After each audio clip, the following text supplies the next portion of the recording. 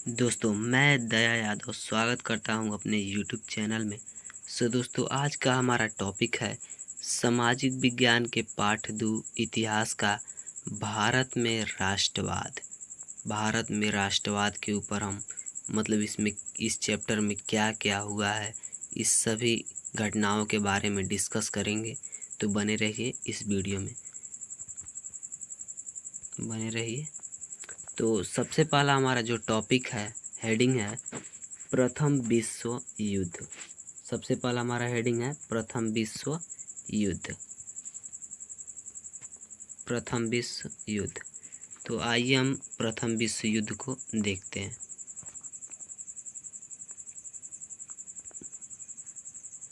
प्रथम विश्व युद्ध, तो देखिए, प्रथम विश्व युद्ध 1914 ने प्रथम विश्व युद्ध 1914 में हुआ था, ने दुनिया भर में एक नई आर्थिक और राजनीतिक स्थिति का निर्माण किया। इतना तो हमको याद रखना है कि प्रथम विश्व युद्ध ने दुनिया भर में नई आर्थिक और राजनीतिक स्थिति का निर्माण किया और करों में बढ़ोतरी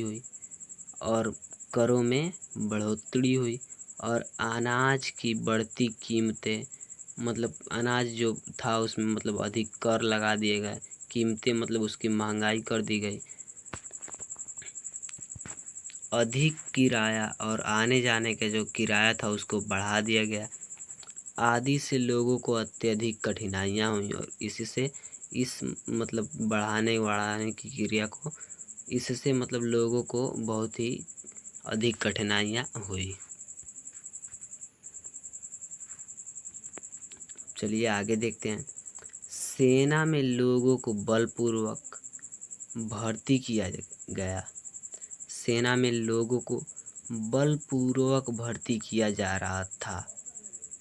इस वाक्य का आशय है कि जो हट्टे कट्टे थे उनको बिना ही किसी ट्रेनिंग व्रेनिंग के भर्ती कर लिया जाता था सेना में। इस प्रकार की कठिन परिस्थितियों में एक नए नेता मोहनदास करमचंद गांधी अपने सत्याग्रह के दर्शन के साथ अफ्रीका से जनवरी 1915 में आए। कहाँ से आए? अफ्रीका से आए। OMR क्वेश्चन में पूछ सकता है कि मोहनदास करमचंद गांधी अफ्रीका से कब लौटे? तो कब लौटे? जनवरी 1915 में भारत आए। तो चलिए हमारा दूसरा टॉपिक देखते हैं। दूसरा टॉपिक हमारा कुछ इस प्रकार है। दूसरा टॉपिक हमारा ये है, दूसरा टॉपिक सत्याग्रह और इसके अम्ल विचार। आइए इसको देखते हैं। सत्याग्रह और इसके अम्ल विचार। सत्य और अहिंसा के आधार पर आंदोलन और विरोध का उनका अम्ल तरीका सत्याग्रह के रूप में जाना जाता है। तो यहाँ पे उनका किसके लिए प्रयोग हुआ है? महात्मा गांधी के लिए। यहाँ पे उनका शब्द जो प्रयोग हुआ है महात्मा गांधी के लिए हुआ है। अब चलिए हम रालेट एक्ट को देखते हैं। रालेट एक्ट क्या है? रालेट एक्ट क्या है? रालेट एक्ट ने राजनीतिक गतिविधियों को दबाने के लिए सरकार को अत्यधिक शक्ति प्रदान की थी। इस अधिनियम के अनुसार राजनीतिक कैदियों को बिना किसी मुकदमे के 2 साल के लिए जेल में रखा जा सकता था।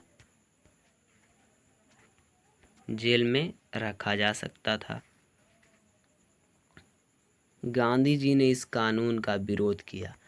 तो आइए हम जानते हैं कि क्यों इसका विरोध किया। तो कोई भी राजनीतिक कैदी थे, वो कोई भी अपराध करे, चाहे वो कितना ही बड़ा मर्डर, चाहे चोरी, कुछ भी कर दे, लेकिन 2 साल का उनको जेल, बस 2 साल ही उनका जेल होता था। तो इसीलिए गांधी जी ने इसका विरोध किया। गांधी जी ने इस कानून का विरोध किया था।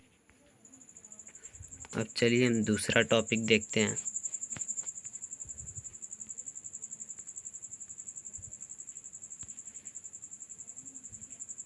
दूसरा टॉपिक हम लगाते हैं। दूसरा टॉपिक हमारा कुछ इस प्रकार है, दिखाते हैं हम आपको। जलियांवाला बाग नरसंहार। तो आइए हम इसको देखते हैं। जलियांवाला बाग नरसंहार 13 अप्रैल 1919 को पंजाब के अमृतसर में जलियांवाला बाग के मैदान में लोग एकत्रित हुए। कुछ लोग सरकार के दमनकारी उपायों के विरोध में आए थे, मतलब उनके दमनकारी कार्यों के विरोध में कुछ लोग आए थे, और जबकि कुछ लोग बैसाखी मेले में भाग लेने के लिए आए थे। कुछ लोग क्या करने के लिए आए थे? बैसाखी मेले में भाग लेने के लिए आए थे। आइए आगे देखते हैं। यह मैदान शहर से दूर था। यह मैदान कहाँ था? शहर से दूर था, इसलिए वहाँ लागू हो चुके मार्शल लॉ की जानकारी लोगों को नहीं थी।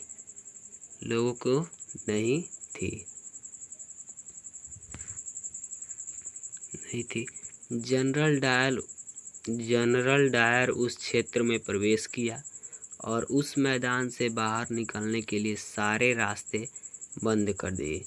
मतलब उसका सारा जो रास्ता था उसको जनरल डायर ने अपने सिपाहियों से कहकर बंद करवा दिए। इसके पश्चात उसने अपने सिपाहियों से भीड़ पर अंधाधुंध गोलियां चलाने को कहा। इस घटना में सैकड़ों लोग मारे गए। जलियांवाला बाग हमारा कुछ इस प्रकार था। अब आइए हम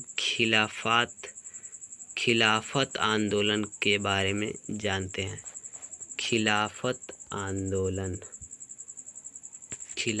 आंदोलन क्या है? आइए उसको देखते हैं।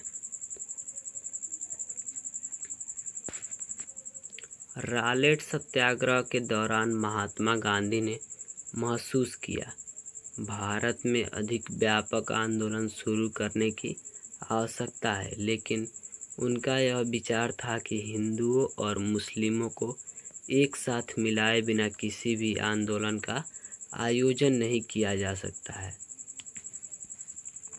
इसीलिए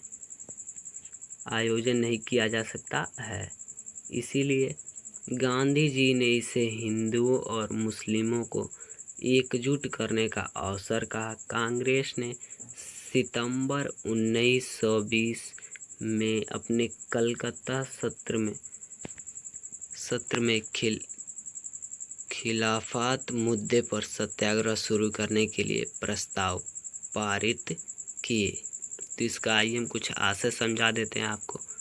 रॉलेट सत्याग्रह के दौरान महात्मा गांधी ने महसूस किया, मतलब उनको महसूस हुआ कि भारत में अधिक व्यापक आंदोलन शुरू करने की आवश्यकता है। मतलब कई असहयोग आंदोलन, असहयोग आंदोलन कई महात्मा गांधी ने मतलब इसको सोचा कि इसको मतलब आवश्यकता है, शुरू करने की आवश्यकता है। लेकिन उनका यह विचार था कि हिंदुओं और मुस्लिमों को एक साथ मिलाया जाए, मतलब हिंदुओं और मुस्लिमों को एक साथ मिलाकर एक सत्याग्रह बनाया जाए और आंदोलन की शुरुआत की जाए। यह उनकी सोच थी। मिलाया जाए, बिना किसी आंदोलन का आयोजन नहीं किया जा सकता। मतलब किसी भी बात को बिना बोले और बिना समझे कुछ नहीं किया जा सकता। इसीलिए गांधी जी ने इसे हिंदुओं और मुस्लिमों को एकजुट करने का अवसर कहा। कांग्रेस मतलब उस समय की सरकार थी। कांग्रेस ने सितंबर 1920 में कलकत्ता सत्र में खिलाफत मुद्दे पर सत्याग्रह शुरू करने के लिए प्रस्ताव किया, मतलब सत्याग्रह शुरू किया जाए इसका प्रस्ताव रखा। तो दोस्तों आज की इस वीडियो में बस इतना ही। मिलते हैं अगले वीडियो में पार्ट 2 में।